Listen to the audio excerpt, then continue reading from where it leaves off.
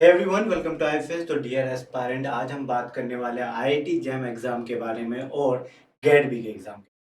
बहुत सारी आपकी क्वेरीज कमेंट्स होते हैं कि sir which one is better, IIT jam या गेट बी। तो थोड़ा सा कंपैरिजन करेंगे, उसके बाद मैं एक डिसीजन पे आऊंगा, फिर मैं आपको बताऊंगा विच वन इज बेटर। ठीक है, तो चलिए स्टार्ट करते हैं विदाउट एनी डिले। देखिए, जैसे कि आपको पता है 4 एमएससी एंट्रेंस एग्जाम है टॉप, जिसमें से एक पहले आती है आईआईटी जैम, सेकंड है गेट बी, स्वीट पीजी और टिफर की। इसमें से आज हम बात करने वाले हैं आईआईटी जैम और गेट बी के बारे में। हम बात करेंगे सबसे पहले सिलेबस के बारे में। ठीक है, गेट बी के सिलेबस और आईआईटी जैम के सिलेबस में क्या डिफरेंस है। तो मैं आपको पहले बताऊं, बायोलॉजी के पोर्शन में डिफरेंस है। ठीक है, बट बायोलॉजी के पोर्शन में डिफरेंस मिलेगा आपको, बट फिजिक्स, केमिस्ट्री, मैथ्स दोनों में पूछा जाता है। फिजिक्स गाइस, फिजिक्स, केमिस्ट्री और मैथ्स। ठीक है, ये आईआईटी जैम गेट बी दोनों का, ये दोनों टॉप, ये जो तीनों सब्जेक्ट हैं ये कॉमन है। याद रखिएगा, ये क्या है, ये कॉमन है। फिजिक्स 10+2 लेवल की, 10 केमिस्ट्री 10+2+3 यानी कि अप टू ग्रेजुएशन लेवल की।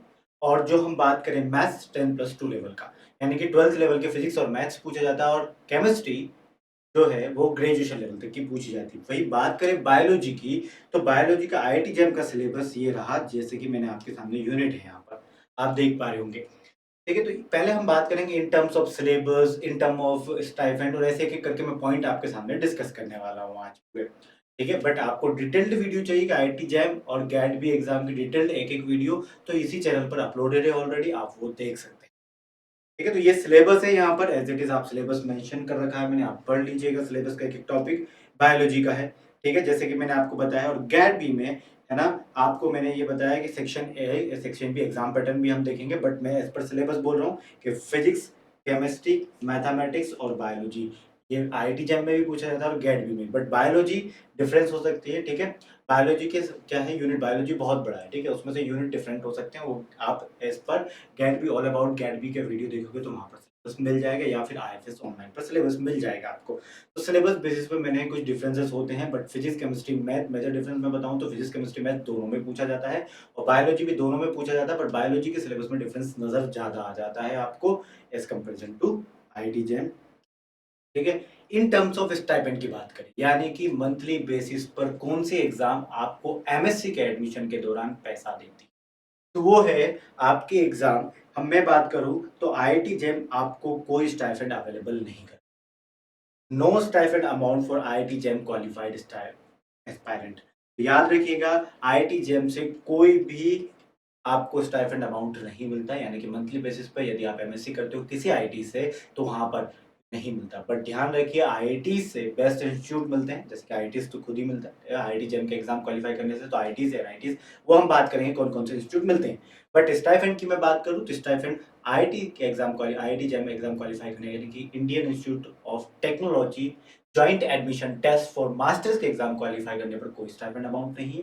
वही graduate aptitude test for biotechnology यानी कि गेट बी क्वालिफाई करने पर आपको स्टाइपेंड मिलता है मंथली बेसिस पर। कितना मिलता है वो भी मैं आपको बता देता हूँ इस पीपीटी में। ध्यान रखिए, यहाँ पर यदि आप एमएससी बायोटेक्नोलॉजी या एलाइड एरिया में कर रहे हैं तो आपको 5000 पर मंथ मिलेगा गाइस, 5000 पर मंथ। ये वीडियो जब मैं अभी बना रहा हूँ, यदि आप वीडियो अभी देख रहे हैं तो ठीक है 5000, यदि आप इसको बाद में देख रहे हैं तो amount might be change, but 5000 तो मिनिमम मिलेगा ही मिलेगा। ठीक है, तो MSc biotechnology allied area, MSc agricultural biotechnology करना चाहते हैं यदि एमएससी आप, तो वहाँ पर 7500 रुपीज़ यानी 7500 पर मंथ है ये। क्लियर है? एमटेक एमवीएससी प्रोग्राम यानी कि वेटरनरी साइंस में आप मास्टर्स करना चाहते हैं, ठीक है, तो आपको 12000 पर month stipend amount. No stipend amount for IIT JEE qualified aspirant, यहाँ पर फिर भी मैंने एक नोट डाला है, ध्यान रखिएगा, गेट भी एस्पायरेंट को ज़रूर मिलता है। अब हम बात करें कि ऐसे कौन-कौन से इंस्टीट्यूट या यूनिवर्सिटीज़ आती हैं, जब आप एक आईआईटी जेईई का एग्ज़ाम क्वालिफ़ाई कर लेते हो, तो ऐसे कौन-कौन सी यूनिवर्सिटीज़ या इंस्टीट्यूट मिलते हैं, और गेट भी क्वालिफ़ाई करने के बाद ऐसे कौन-कौन से इंस्टीट्यूट या यूनिवर्सिटीज़ मिलते हैं। तो पहले हम बात करेंगे गाइज़ किसके बारे में? जेईई के बारे में। यदि आप आईआईटी जेईई क्वालिफ़ाई करते हैं, तो उसके स्कोर के बेसिस पर आपको आईआईटीज़ मिलते हैं, एनआईटीज़ मिलते हैं, ठीक है, आईआईएससी मिलते हैं, ठीक है, एसएलआईटी मिलता है पंजाब, ठीक है, जीएनसीएसआर मिलते हैं, क्लियर है? तो यहाँ पर मेस्ट है, IIEST से पूर्व मिलता है, ठीक है? तो डाइट और CCMA ये याद रखिएगा, जैम के स्कोर के बेसिस पे, है ना? अब मैं बात करूँ यहाँ पर गैट-बी के स्कोर के बेसिस पे, यहाँ पर है गैट-बी का। तो गैट-बी के स्कोर के बेसिस पे आपको बहुत सारे इंस्टीट्यूट मिलते हैं, कुछ इंस्टीट्यूट की लिस्ट मैंने यहाँ पर लिखा है और अबाउट गैट-बी 2024 का एक वीडियो भी बना के रखा है, वो भी देख सकते हैं। और यदि आपको लगता है कि है ना सारी लिस्ट देखना है तो आप IFS की वेबसाइट पर जाकर डिटेल इन्फॉर्मेशन हर एक एमएससी एंट्रेंस जान सकते हैं। यहाँ पर कुछ ही मेंशन कर पाता, इसलिए मैंने जैसे कि बड़े इंस्टीट्यूट में हम मानते हैं BHU, बनारस हिंदू यूनिवर्सिटी, ठीक है? JNU की बात करें, जवाहरलाल नेहरू यूनिवर्सिटी, ठीक है? Central universities, university of Hyderabad, Kashmir and different state level universities ऐसे बहुत सारे पार्टिसिपेट करते हैं। तो यहाँ पर लिस्ट लेकर और बहुत सारे बेस्ट इंस्टीट्यूट यहाँ पर मेंशन नहीं कर पाया मैं, तो बस आप थोड़ा-सा ध्यान रखिए डिटेल, ठीक है? अब हम बात करें एलिजिबिलिटी क्राइटेरिया दोनों का, तो आप दोनों को ही दोनों एग्ज़ाम का जैम और गैट भी दोनों का फॉर्म आप फिल कर सकते हैं, आप एलिजिबल हो और बस आप फाइनल ईयर में हो, अपने बैचलर डिग्री के फाइनल ईयर में, देन यू आर एलिजिबल, ठीक है? To fill in the form. ध्यान रखना क्राइटेरिया की बात करूँ तो जैम के बेसिस पर आपको अब फाइनल ईयर में होना चाहिए आपका अंडर ग्रेजुएट डिग्री के अंदर, ठीक है? फाइनल ईयर में इसलिए क्योंकि जब तक आपका जैम एग्ज़ाम दोगे, स्कोर आएगा तब और एडमिशन होंगे, तब तक आपकी फाइनल ईयर के जो फाइनल ईयर है आपका BSc फाइनल ईयर, उसकी मार्कशीट आप ताकि दे सके डॉक्यूमेंट, ठीक है? तो बस फाइनल ईयर में आप एलिजिबल हो। हाँ, फाइनल ईयर में आपका लास्ट सेम बाकी है या ऐसी बातें आपको लग रहा है तो नहीं, आपके बाकी हो तब भी आप दे सकते हो फाइनल ईयर में। क्योंकि जब तक एग्ज़ाम क्वालीफाई होकर रिज़ल्ट आता है क ठीक है, रिज़ल्ट आने के बाद इंस्टीट्यूट अलॉट होते हैं तब तक आपका वो भी क्वालीफाई हो चुका है। गैट-बी के लिए क्योंकि गैट-बी में बहुत सारी यूनिवर्सिटीज़, सेंट्रल यूनिवर्सिटीज़ ऐसे बहुत सारी यूनिवर्सिटीज़ पार्टिसिपेट करती हैं, तो हर एक यूनिवर्सिटी का अपना-अपना एलिजिबिलिटी क्राइटेरिया है बट आप इसको अपने BSc के फाइनल ईयर में आप गैट-बी का एग्ज़ाम दे सकते हो डेफिनिटली, ठीक है? चलिए नेक्स्ट एग्ज़ाम डेट की मैं बात करूँ, IIT जैम की मैं पहले बात करता हूँ। तो ये गाइस ये टेंटेटिव डेट्स होंगी, ठीक है? जैसे कि इस बार आप देखोगे फॉर्म जो है, ठीक है? मैंने करीबन ये सितंबर में आ जाते हैं, सितंबर 2024 को, ठीक है? फॉर्म आ जाते हैं। अक्टूबर के उसमें ये क्लोज़ हो जाते हैं रजिस्ट्रेशन, ठीक है? अक्टूबर के उसमें रजिस्ट्रेशन क्लोज़ हो जाते हैं, ये आप मत मेंशन कीजिए, ठीक है? इसको नहीं देखना है आपको। उसके बाद एडमिट कार्ड की अवेलेबिलिटी जनवरी के मंथ में हो जाती है। याद रखिए सितंबर में ही फॉर्म आ जाएँगे यदि आप IIT जैम 2025 को टारगेट करोगे, यदि IIT जैम 2025 का एग्ज़ाम दोगे तो उसके फॉर्म सितंबर 2024 को रिलीज़ हो जाते हैं। इन द मंथ ऑफ सितंबर 2024 में रिलीज़ हो जाते हैं ताकि आप याद रखिएगा इतने मंथ पहले हाँ, इतने मंथ पहले रिलीज़ होते हैं। फॉर्म फिल करना ना भूलें, ठीक है? तो जनवरी 2025 तक एडमिट कार्ड आ जाता है और फ़ेब के उसमें आपके एग्ज़ाम। ये एक टेंटेटिव डेट्स है, might be change but month same रहता है। ये 2-3 दिन, 4 दिन बस याद रखना मंथ सेम रहता है। एग्ज़ाम फॉर्म निकलने के से लेकर एडमिट कार्ड से निकलने के लेकर तक हर एक चीज़ यहाँ पर। ठीक है, स्कोर कार्ड मार्च में आ जाता है, ठीक है? वही बात करूँ मैं स्कोर कार्ड की, ठीक है? रिज़ल्ट अनाउंसमेंट मार्च में हो जाता है और अप्रैल में स्टार्टिंग फर्स्ट या second week of the April में आपको स्कोर कार्ड भी अवेलेबल हो जाता है। और पोर्टल जो है एडमिशन पोर्टल जैसे आईआईटीज़ में जाना है तो डिफरेंट आईआईटीज़ है ना, तो आपको कौन सा आईआईटीज़ में जाना है तो उसके लिए काउंसलिंग पोर्टल ओपन हो जाता है in the month of April. Next gate-B के एग्ज़ाम पैटर्न की अब हम बात करते हैं। गैट-बी के एग्ज़ाम पैटर्न की अब हम बात करते हैं, ठीक है? तो गैट-बी अब एग्ज़ाम पैटर्न एक-एक करके हम पहले गैट-बी के एग्ज़ाम पैटर्न की फिर हम आईआईटी जेईई के एग्ज़ाम पैटर्न की बात करेंगे, ठीक है? अब गैट और यहाँ पर मैं बता दूँ टेंटेटिव डेट्स मैंने यहाँ पर आपको आईआईटी जेईई की बता दी है, याद रखिएगा और हम बात करें किसकी गैट-बी एग्ज़ाम की, तो उसमें एग्ज़ाम जब होता है गैट-बी का in the month of April होता है, याद रखिएगा। अप्रैल इसका मंथ है, ठीक है? 1-2 मंथ पहले फॉर्म निकल जाते हैं, ठीक है? याद रखिएगा अप्रैल मंथ में गैट-बी का एग्ज़ाम होता है, GAT B graduate aptitude test for biotechnology का एग्ज़ाम अप्रैल के मंथ में होता है, फ़ेब के मंथ में इसका एग्ज़ाम होता है तो पहले आईआईटी जेईई का एग्ज़ाम होगा फ़ेब के मंथ में, फिर अप्रैल में एग्ज़ाम होता है गैट-बी का। अब हम बात करते हैं एग्ज़ाम पैटर्न की, तो पहले हम गैट-बी के एग्ज़ाम पैटर्न की बात कर लेते हैं गाइस, फिर देन हम आईआईटी जेईई के एग्ज़ाम पैटर्न की बात करें। गैट-बी के एग्ज़ाम पैटर्न में 2 सेक्शन आते हैं, section A and section B. IIT JEE के एग्ज़ाम पैटर्न में 3 सेक्शन आते हैं, सेक्शन ए, बी, सी, याद रखिएगा। टोटल नंबर ऑफ क्वेश्चन्स की बात करें गैट-बी के अंदर, तो total number of question asked in gate-B exam that is 160, ठीक है? Total number of question asked in gate-B exam that is 160 और 160 में से आपको अटेम्प्ट कितने करने होते हैं? तो आपको अटेम्प्ट करने होते हैं टोटल जो हम बात आए number of question you have to attempt that is 120 out of 160। वही बात करें आईआईटी जैम के एग्जाम में जो 3 सेक्शन में होता है, सेक्शन ए, बी, सी, एक ही पेपर में 3 सेक्शन होते हैं, सेक्शन ए, बी, सी। उन तीनों सेक्शन में टोटल नंबर ऑफ क्वेश्चन पूछे जाते हैं 60 and you have to attempt out of 60 you have to attempt, right? 60 में से 60 यहाँ पर करने होते हैं, यहाँ पर 160 में से गेट बी में सिर्फ आपको 120 क्वेश्चन करने होते हैं, ठीक है? अब मैं गेट बी एग्जाम पैटर्न की डिटेल में डिस्कस करूँ तो सेक्शन ए में आपको मैं बता देता हूँ, फिजिक्स, केमिस्ट्री, मैथ्स और बायोलॉजी पूछी जाती है। 10 से 12 क्वेश्चन फिजिक्स के, 12 क्वेश्चन केमिस्ट्री के समथिंग होते हैं और 12 क्वेश्चन मैथमेटिक्स के और 5, 6, 7 क्वेश्चन यहाँ पर आपके एप्टीट्यूड के भी हो सकते हैं और बायोलॉजी के जो पोर्शन है वहाँ से क्वेश्चन होते हैं 18 टू 20 क्वेश्चन, ठीक? सेक्शन ए में। सेक्शन बी कंप्लीटली डेडिकेटेड है बायोलॉजिकल पोर्शन को, जो कि सिलेबस एज पर दी कैट बी का सिलेबस जो है उसमें बायोलॉजी के कॉम्पोनेंट कवर है, वो आप देख लीजिएगा। तो ये मैंने आपको बता दिया। याद रखना सेक्शन ए में गेट बी के एग्जाम में नंबर ऑफ क्वेश्चन जो पूछे जाते हैं वो 60, सेक्शन बी में 100, तो ऐसे टोटल नंबर ऑफ क्वेश्चन 160। जो सेक्शन ए है वो जो 60 क्वेश्चन है you have to attempt 60 out of 60 in section A in GAT B, ठीक है? तो आपको 60 आउट ऑफ 60 और हर एक क्वेश्चन 16 जो क्वेश्चन होते हैं वो हर एक 1 मार्क्स का होता है, तो इसलिए यहाँ से आपको 60 मार्क्स मिलते हैं। वही मैं बात करूँ सेक्शन बी में 100 क्वेश्चंस आपसे पूछे जाते हैं, out of 100 number of questions you have to attempt that is 60 और 60 क्वेश्चंस आपको अटेम्प्ट करने होंगे, तो 60 क्वेश्चन आपको अटेम्प्ट करने होते हैं, तो 60 क्वेश्चन को आप ध्यान रखिएगा 60 इंटू यहाँ पर करिएगा 3 मार्क्स का होता है, ठीक है? तो 60 इंटू 3, तो आप जैसे ही करोगे यहाँ पर आपका आ जाएगा 180 मार्क्स और 180 मार्क्स जब पूछे जाते हैं तो याद रखिएगा 180 मार्क्स कहाँ से मिल गया आपको, सेक्शन बी से। 180 प्लस 60 टोटल 240 मार्क्स का गैट बी का एग्जाम होता है। वही आईआईटी जैम का 100 मार्क्स का होता है, वो मैं बता दूंगा के बाद। अब हम बात करें टोटल, यहाँ पर 160 क्वेश्चन में से you have to attempt 120, 3 hour का टाइम होता है, 240 मार्क्स का होता है। नेगेटिव मार्किंग की मैं बात करूँ तो सेक्शन ए में 0.5 नेगेटिव मार्किंग यानी कि हाफ नेगेटिव मार्किंग होती है, 50% नेगेटिव में जाता है यदि आप गलत करते हो तो। यहाँ पर नेगेटिव मार्किंग सेक्शन बी में 1/3 नेगेटिव मार्किंग होती है, याद रखिएगा 1/3 नेगेटिव मार्किंग की जाती है, यानी कि 3 मार्क्स में से यदि आपको 3 मार्क्स मिल रहे तो 1 डिडक्ट होगा नेगेटिव मार्किंग पर। क्लियर है? चलिए, आईआईटी जैम एग्जाम पैटर्न की हम बात करें, Indian Institute of Technology Joint Admission Test for masters के एग्जाम में उसका पैटर्न कैसे होता है, तो 2 section, section A, section B और सेक्शन सी, यहाँ पर 3 सेक्शन होते हैं। सेक्शन ए यहाँ पर 30 क्वेश्चंस आते हैं, सेक्शन बी याद रखिएगा 60 क्वेश्चन में से you have to attempt all 60 question, right? 30, फिर 10 एंड 20 इन सी में पूछे जाते हैं। एमसीक्यू की मैं बात करूँ लास्ट में डिस्कस करूंगा which one is better, don't worry, ठीक है? एमसीक्यू सेक्शन ए में पूछे जाते हैं, सेक्शन बी में एमएसक्यू मल्टीपल सेलेक्ट क्वेश्चंस पूछे जाते हैं। देखना यहाँ पर पैटर्न चेंज हो रहा है, गेट बी में सारे एमसीक्यूज होते हैं, ठीक है? और सेक्शन सी में न्यूमेरिकल आंसर टाइप पूछे जाते हैं।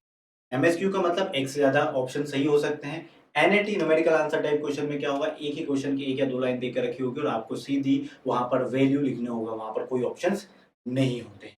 तो नेगेटिव मार्किंग की बात करें तो सेक्शन सी में no negative marking, there will be no negative marking in section C. वही सेक्शन बी में भी नो नेगेटिव मार्किंग, क्योंकि यहाँ पर एमएसक्यू और एनएटी पूछ रहे हैं सेक्शन सी के अंदर, इसलिए no negative marking section B and section C. वही सेक्शन ए में नेगेटिव मार्किंग की बात करें तो 1/3 नेगेटिव मार्किंग होती है। अब यहाँ पर 30 क्वेश्चन पूछे जाते हैं, 10 क्वेश्चन 1 मार्क्स के होते हैं, इसलिए 1/3 0.33 नेगेटिव मार्किंग होती है स्टार्टिंग के 10 क्वेश्चन में। फिर 20 क्वेश्चन जो होते हैं सेक्शन ए के अंदर ही, लास्ट 20 क्वेश्चन जो होते हैं वहां पर हर एक क्वेश्चन 2 मार्क्स का होता है, इसलिए नेगेटिव मार्किंग 2/3 की जाती है। क्लियर है? चलिए, तो यहाँ पर पेपर गेट बी की तरह ही 3 घंटे का होता है। टोटल क्वेश्चन यहाँ पर 60, गेट बी में 160 क्वेश्चंस पूछे जाते हैं और यहाँ पर टोटल मार्क्स 100 हो जाते हैं। क्यों?